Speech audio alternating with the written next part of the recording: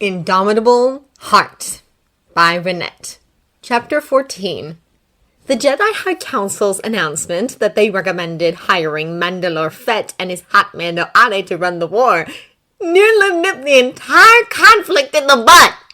Despite, or perhaps because of, Jango being out of the public view for the last 10 years, legends of his exploits as leader of the hot Mando'a had only grown.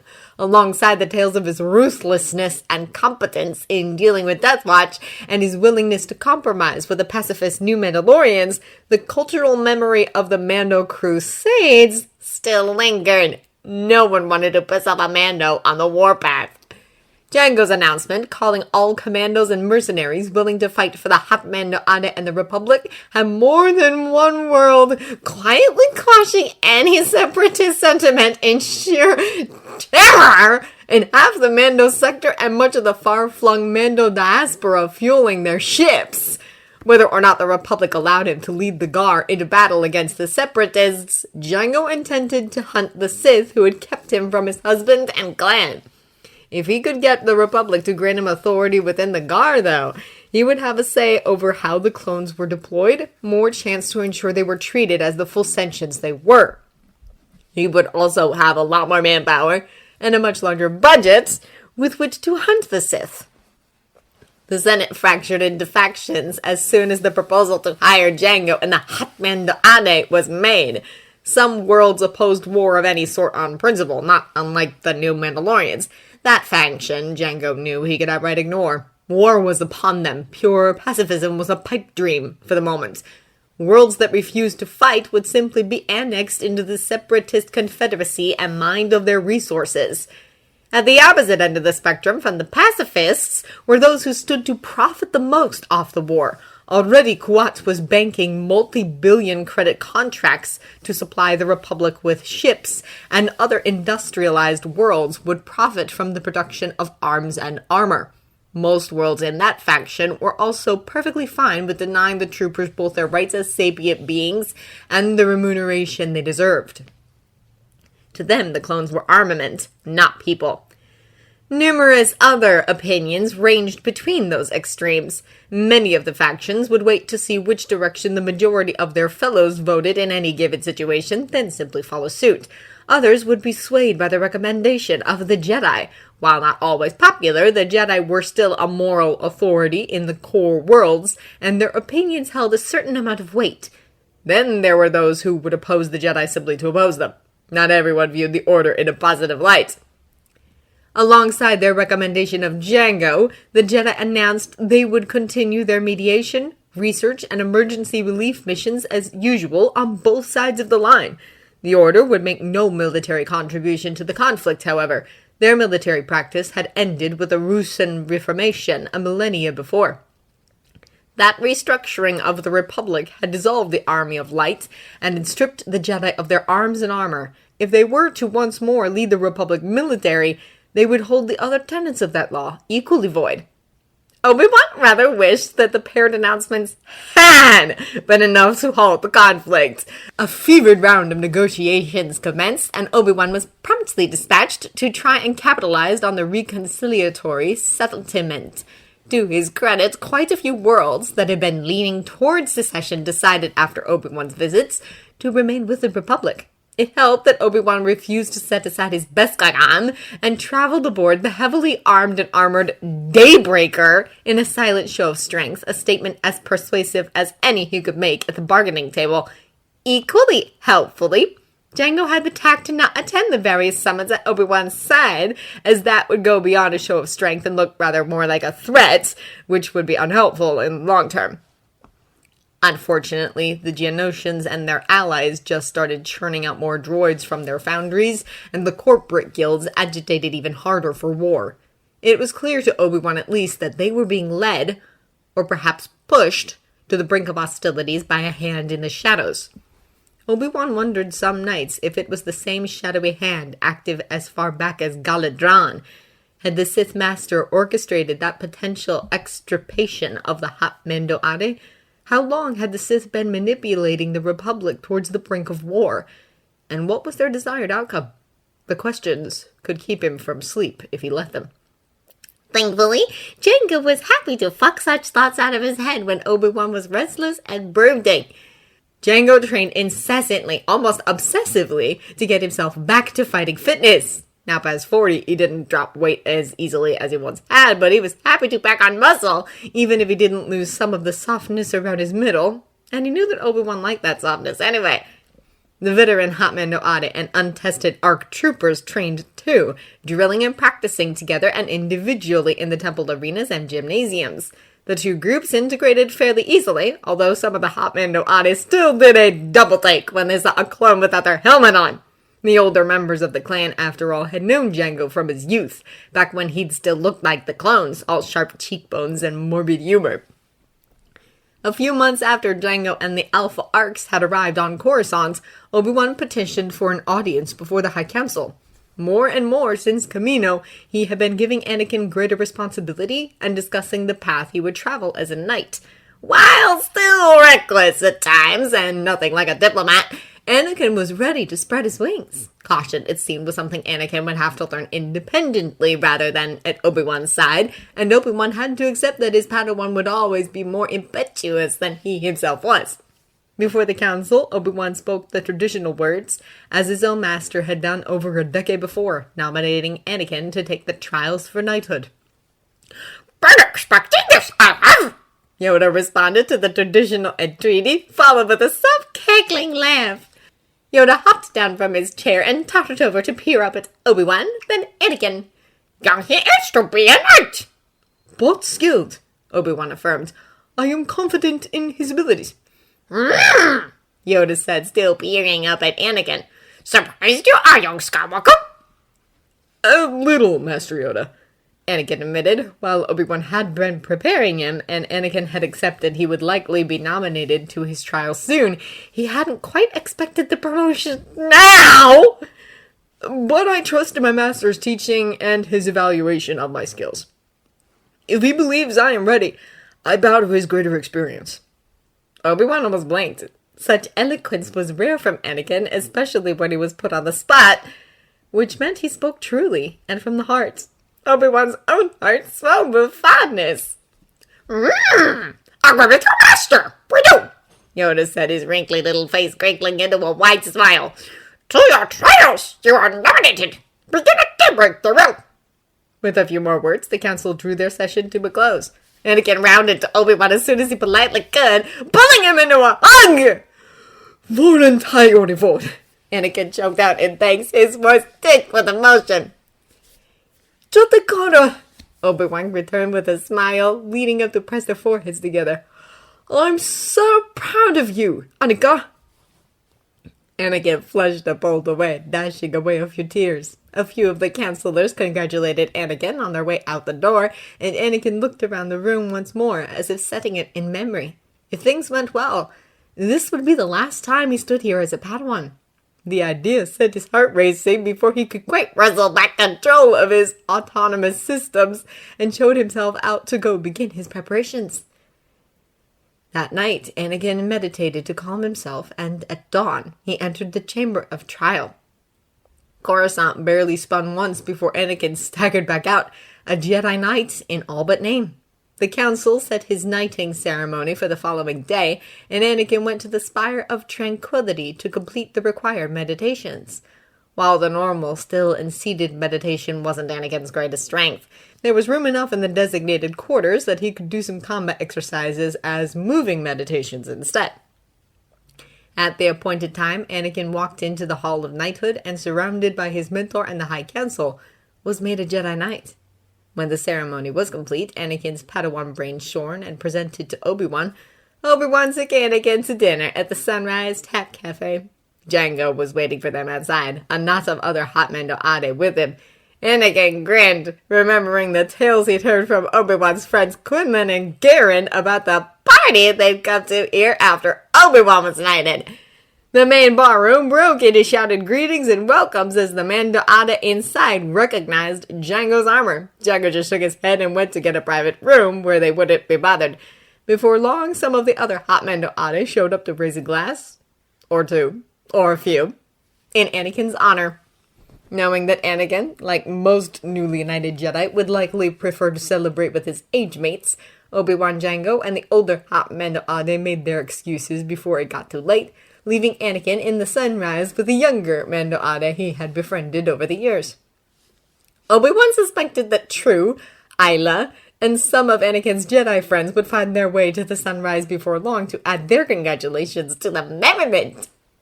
When Anakin woke late the next morning, having stumbled drunkenly through the temple back to the quarters he shared with Obi-Wan, he found Jango in the kitchenette with Obi-Wan and a large crate stamped with a hot Mando'a shield and banners sitting in the center of the common room. Anakin looked from Obi-Wan and Jango to the crate, then back at them. They both just grinned, and Obi-Wan pointed at the crate. Anakin rolled his eyes, then knelt and pried the lid open. Within was nestled a dully gleaming helmet with T-slit transparisteel visor, and beneath the helmet, a black armor-weave jumpsuit and flat plates of unpainted door steel. They would need forming to fit properly and protect him, but it was the making of a full set of Beskar, minus boots and gauntlets, which Anakin already owned and had customized to his liking. Anakin grinned up at Obi-Wan and Jango. As much as his knighting, full Beskar acknowledged him as an adult and an independent being. Vorde, Anakin said sincerely. I guess I know what I'm doing the next few days. Obi-Wan grinned in return. Bogadetye, Obi-Wan returned just as firmly. You've more than earned it. Jango dipped his head in agreement, but didn't insert himself into the moment between master and former Padawan. Besides, Obi-Wan said with a touch of mischief, I won't be able to protect you out there now. Anakin scoffed, but rose and crossed to hug Obi-Wan tightly. Vore, Anakin said, reiterating his appreciation. Obi-Wan squeezed him, silently conveying his pride. Go calm your mother. I know you were too drunk last night to give her the news. Obi-Wan chided, and with a laugh, Anakin nodded and went to the data suite. He would also have to message the quartermaster to arrange himself a bunk in the knight's dorms and see to moving his things. Once everything was arranged, he'd be headed out into the galaxy without Obi-Wan's expertise at his shoulder to fall back on. The Daybreaker remained parked on the temple's ziggurat when not conveying Obi-Wan to far-flung worlds to convince them to stay in the Republic, functioning as both dormitory and mobile command center for the hot Mando'a. Other Mando'a streamed in from across the galaxy to join the cause, bringing their own ships, or catching rides with clan members, or on any other transport headed coreward. Tensions ran high with so many Mando'a sharing space, and fights almost constantly broke out. For the most part, Jango let them brawl it out, knowing that disagreements had to come to a head one way or another, and a fight usually settled things at least for a while. If a brawl got serious enough, Jango or his lieutenants would step in to make sure no one died of stupidity. When the Senate finally pushed through a resolution on the clones and the war, it named Jango the Commandant of the Grand Army of the Republic and accepted all of his conditions for fighting at the head of the Republic's army, including full citizenship for all the clones. Jango wasn't the only one surprised, given how much furor had erupted over the initial proposal of the idea. Evidently, though, the Senate had decided the sheer intimidation factor attached to the Mando'a was well worth paying for. It helped, too, that Mace absolutely and categorically refused to allow the Jedi Order to become a military organization, shutting down a surprisingly popular proposition from Senator Palpatine of Naboo. Evidently, Mace's willingness to quote chapter and verse on the historical precedents that had led to the Rusan Reformation and the disbanding of the last army the Jedi had led had finally worked its way into the collective mindset of the Senate. They collectively agreed that they liked the balance of power as it was, firmly out of Jedi control. As head of the army, Jango's first order was to permanently disband the current training corps at Kamino and send a cohort of hot Mando'a he could trust. Arla recently arrived to Coruscant from Concordat went with them, as did a few dozen Jedi. Crush masters, instructors, and healers handpicked by Jango with Obi-Wan's assistance. Arlo would be Jango's spokesperson, the Mando'a in charge of overseeing the training and upbringing of the clones on Kamino. Jango had no doubt she'd start them at the basics of the raison d'être and work up from there. The healers had direction to remove the chips as quickly as possible, and Jedi slicers were already working on figuring out what was on them, certain it could be nothing good. For the Alpha Arcs, although it wasn't so much an order as an offer, the hot Mando'a pulled their portable forges out of storage in the Daybreaker and set them up on the Temple Plaza. Most of the forges were retrofitted sublight engines, firing hot enough to slag any type of metal in the known universe, including rare and finicky Beskar. In their training, Jango had instructed the Arcs to figure out the actual practical limits of their plastoid armor. It didn't take nearly as long as Jango might have hoped before the mass-produced plates were scuffed and dinged and starting to chip and warp out of shape. The hot Mando'a might not have the resources to fully armor the entire army in Durasteel and armor weave, never mind Beskar, but they could at least make a start, and Jango's eldest clones were first on the docket. As his second official act as Commandant, Jango requested Obi-Wan as his official Jedi liaison and put him in charge of helping integrate any Jedi who wished to work within the structure of the army. They would have no preferential treatment within the army over any other natural-born officer who volunteered for duty, but Jango would be one of the first to admit how handy a Jedi could be on the battlefield if they knew what they were doing. Obi-Wan was the one to ensure they knew what they were doing. That involved teaching the Jedi some basic Mando combat tactics, and then throwing them into the simulators until they knew how to attack and defend in a mass melee without either shutting down or being killed by the first stray blaster bolt.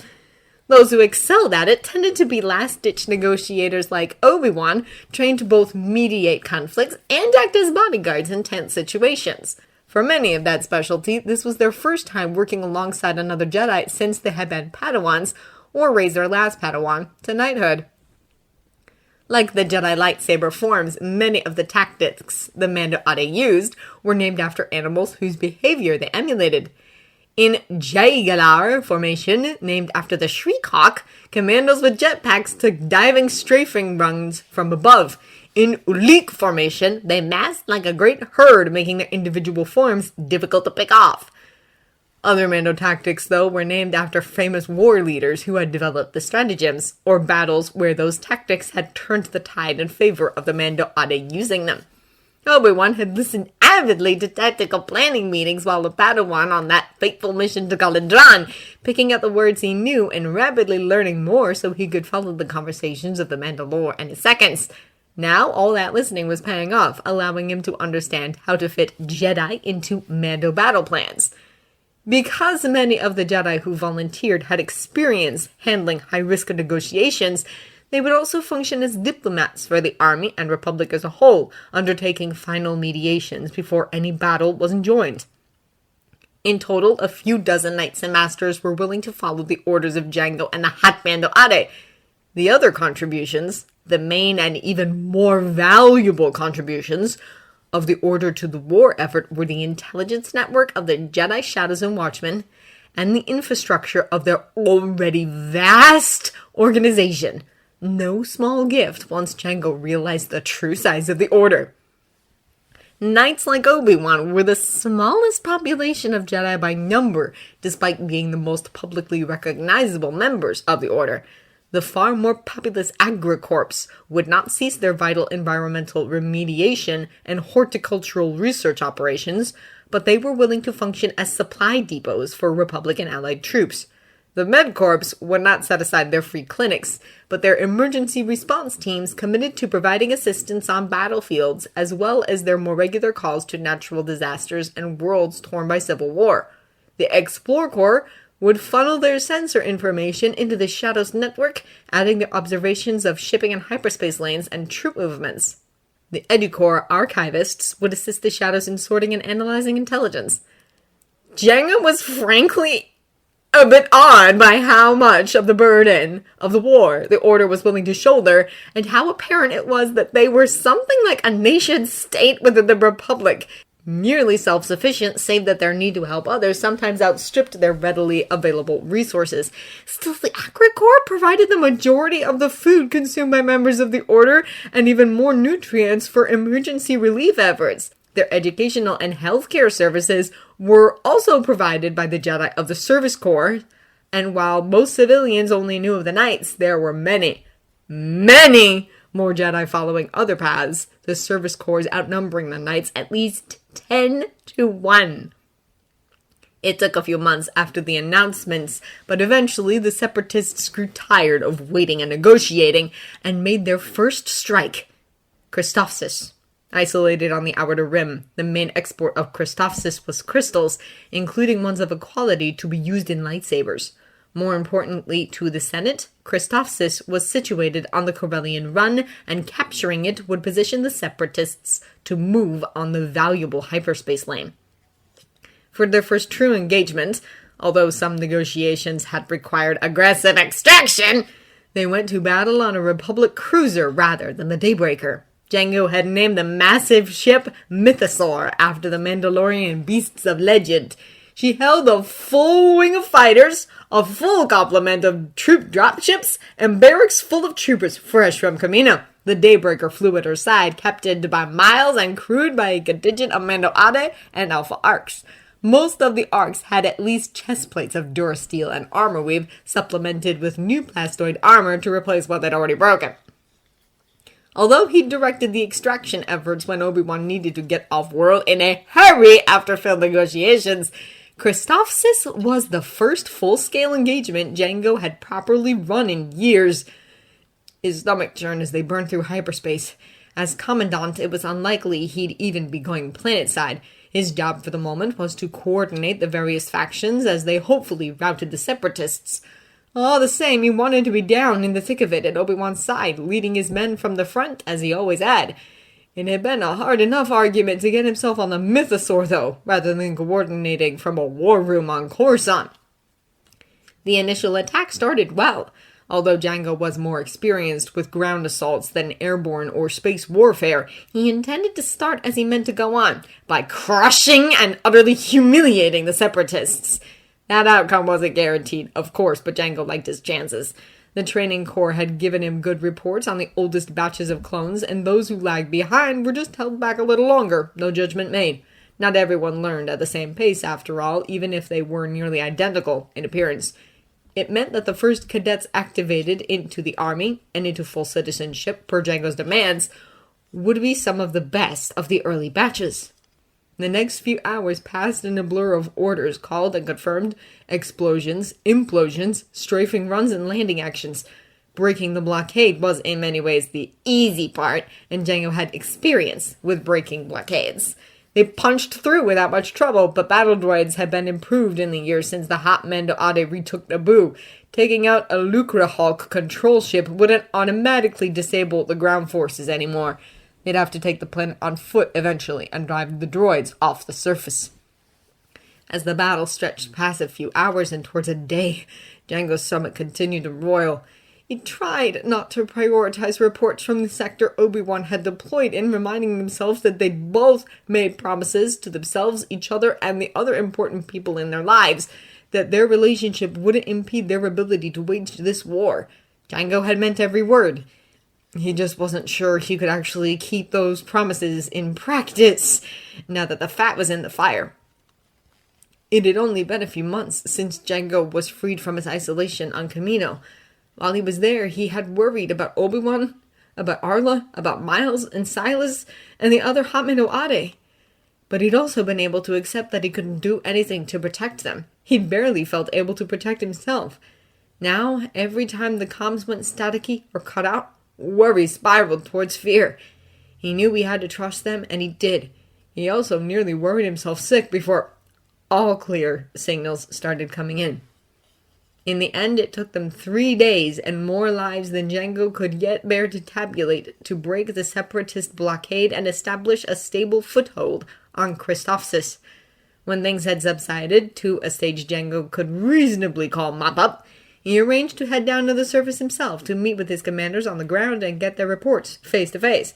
His various advisors weren't terribly pleased at the idea, but they also couldn't wholly argue against it. They all understood a battlefield looked different from eye level. The planet-side command center was secure, and so was the flyway to access it. They stalled, but eventually he was on a drop ship with some of the other officers, heading down to get in-person briefings. There was barely time to call warning before the dropship exploded around Jango. A garbled cry of alarm, and then everything was on fire, and he was in free fall. His Beskar gun once again saved his life. He barely managed to engage his jetpack at an altitude where it would prevent him from smearing across the landscape. When he hit dirt, he came up firing, his HUD blinking unhappily but still identifying actionable targets.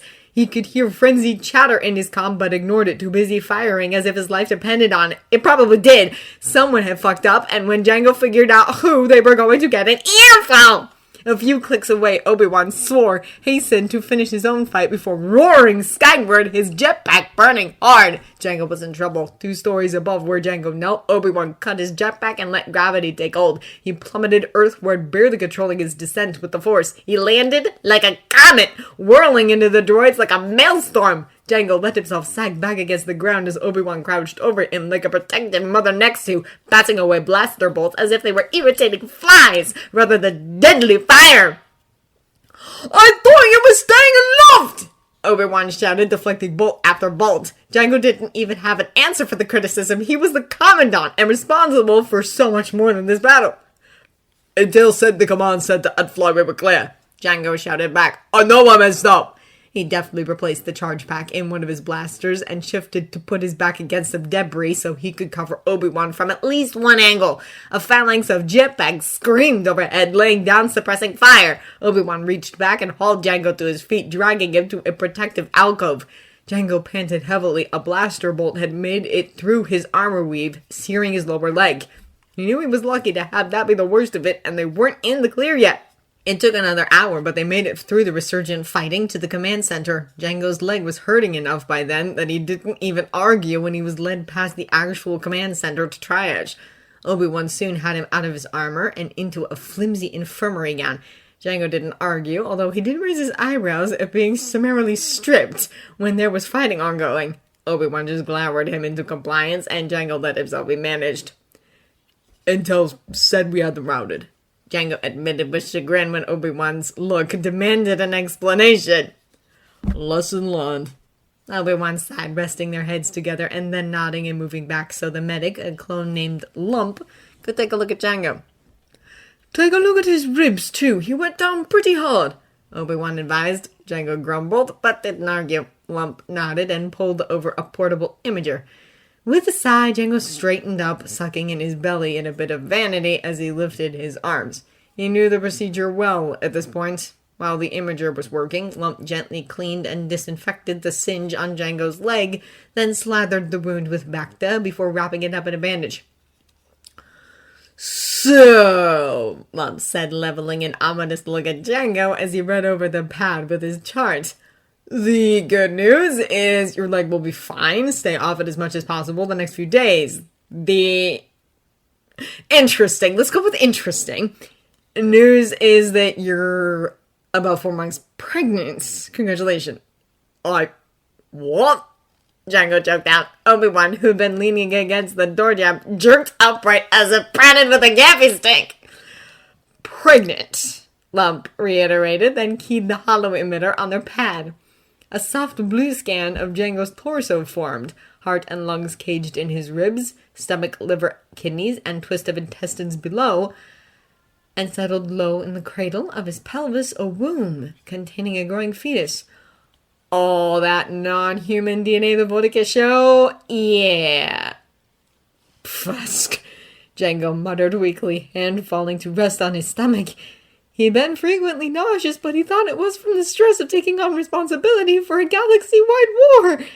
And he'd had trouble losing weight, had been gaining it around the middle instead, but he'd blamed that on his long inactivity on Kamino and his indulgence in the wider selection of meals available to him since leaving. It made sense, Jango supposed. He'd known he was better classed as near human despite his mainline human appearance. Ever since Obi-Wan had found him, he'd been thinking about kids, too. About whether Obi-Wan would have more Padawans, or maybe they'd adopt siblings for Boba when the war was over. This just moved the question up a bit. Made the possibility into a reality. Because there was no way he wasn't going to do his utmost to carry to term. "Obi-Wan," Jango asked. "Thoughts?" Thoughts on what? I mean, I didn't know this was possible, but it's your body, your choice, and I'm not going anywhere. They do speculate the Tong were intersex as humans define these things after all. Or a gender? I'm not sure which is more accurate, but they didn't define gender as we do. There's a reason that gender was a late addition to Mando'a. Obi-Wan babbled nervously. Jango grinned. We made a baby, Jango said simply. We made a baby, Obi-Wan agreed disbelievingly. Force! We made a baby! No panicking, Jango insisted. I'm not panicking, Obi-Wan argued, clearly on the verge of panicking. Deep breaths, Jango said, and Obi-Wan let out a nervous laugh, as suggested though. He took a few deep breaths. It's your decision, Jango, Obi-Wan said after a moment, then smiled. But I would... That is to say... Mi Bajori Verde, Obi-Wan said, voice thick with emotion. Jango cracked a smile at that, and Obi-Wan pushed off the wall to engulf Jango's shoulders in a hug. You get to tell both of them. Jango barked out a wet laugh. He agreed. This was definitely something Bubba would need to learn from him. I don't have any information on, pregnancy, Lump said awkwardly when Jango and Obi-Wan parted. Obi-Wan settling on the med bed at Jango's side and holding his hand. That's okay, Lump. I'll find a specialist. Given the circumstances, this probably qualifies as a high-risk pregnancy, Jango said with a slight smile. Lump, like most of the clones who met Jango, were a bit in awe of the Mandalore. They knew that their creation hadn't exactly been Jango's choice, but they also knew that Jango was fighting for them, wanted them to grow strong and to have all the rights and privileges of other sentients, wanted to properly be their boar, even if many of them thought themselves too old for that sort of thing. It was a low bar, but many of them adored Jango nonetheless. Would you be opposed to seeing a Jedi here? Obi-Wan offered. Force users are much more likely than the average population to carry unusual hybrids to term, and despite that you present as mainline human, it's likely the non-human DNA that's allowing this. Jango picked up. Like you said, blame the Tong. Plus, it's pretty likely the Ik'aad is going to be force sensitive if that runs in families. It usually does, Obi-Wan said with a nod. The majority of the Jedi population are born to parents who are at least a little force sensitive, just not always strong enough in the force to become Jedi themselves. And there are many well-known Jedi bloodlines. Well, they're well-known in the Order, he explained. Jango raised his eyebrows, inviting further explanation.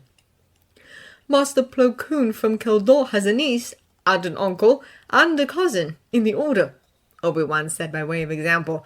I haven't researched my own bloodline, but I was in the minority of my youngling clan in the Kresh because I came from a planet where there was no service corps presence. They don't let Jedi raise their own kids, Jango asked, a little concerned. They would if the parents wished to retain custody, and that's your decision, Obi-Wan said. But the Jedi as a culture view communal child-rearing as the norm. Historically speaking, Force sensitives tend to be very valuable slaves. The Order takes on children as much to protect their families as anything. While I respect that other cultures have other practices, to a Jedi the idea of not raising children in a Kresh model seems very... lonely, Obi-Wan settled on saying. We develop differently in the Kresh. We vocalize much later than is average for our species, but in full sentences, and we form bonds in the Force to those we're raised with. Even now, if I was standing in front of a holomap, I could point out the sectors where all my living Kresh mates are currently deployed. Like I said, though, it's your decision, and it's not guaranteed the child will be Force sensitive. Likely, but not guaranteed, Obi-Wan explained, and Jango nodded. And it's not a decision we have to make, for some time, Obi-Wan said gently. Most Kreshlings are dedicated to the temple between 1 and 3 standard years of age. I was younger, but I was also, as I said, a bit of a rare case. Have you ever gone back? Jango asked, surprised he'd never thought to raise the question before. To Sturion? Obi-Wan clarified, and Jango nodded. Obi-Wan shook his head. I know that's where I was born, but I felt no need to pretend. I've researched the culture a little, but I've always viewed the temple as my home and the Jedi my family. After Galadron, the Mando'a and you were added to that. I never needed anything else. Obi-Wan said. Jango could accept that. He had longed for family in the uncertain days after the farm was burned, when he thought Arla and all his other kin dead and gone. Jaster Muriel had filled that ache by becoming his boar and making the hot Mando'a his aliit, while he'd wanted Adike of his own. He knew not everyone was as family-oriented as he was, and that definitions of family, aliit, varied. For him, the hot Mando'a were his family. For Obi-Wan, it was them and the Jedi Order. Far enough, Jango murmured, squeezing Obi-Wan's hand. Medback should be here soon, Alor, Lump said. Do you want me to stay here or come with? Obi-Wan asked, eyes soft. We promised, Jango said quietly. There is nothing I have taken on here that another could not do, Obi-Wan promised. Come with me then, Jango asked, and Obi-Wan nodded. Jango pulled his armor back on with Obi-Wan's help, and they rode up together with a ship full of wounded, the med bays on the mythosaur better equipped to care for the injured troopers than any of the triage centers on planet. Jango himself didn't need to be seen to, but Lump had ordered him to take it easy. He let Obi-Wan fuss him out of his Beskar gun and into their shared berth. You know, you aren't allowed on the ground, on any even potentially disputed planets now, Obi-Wan warned when they'd settled in, pressed against Jango's side in their bunk, hands splayed warmly over the soft swivel of their child at Jango's waist. Jango huffed, buzzing Obi-Wan on the forehead. I'm not planning to be off Coruscant anytime soon, Jango reassured. You're going to be the biggest warrior, aren't you? He asked fondly. Are you surprised? Obi-Wan asked in return. Jango huffed, shaking his head and pulling Obi-Wan into a proper kiss. Not in the least, Jango admitted.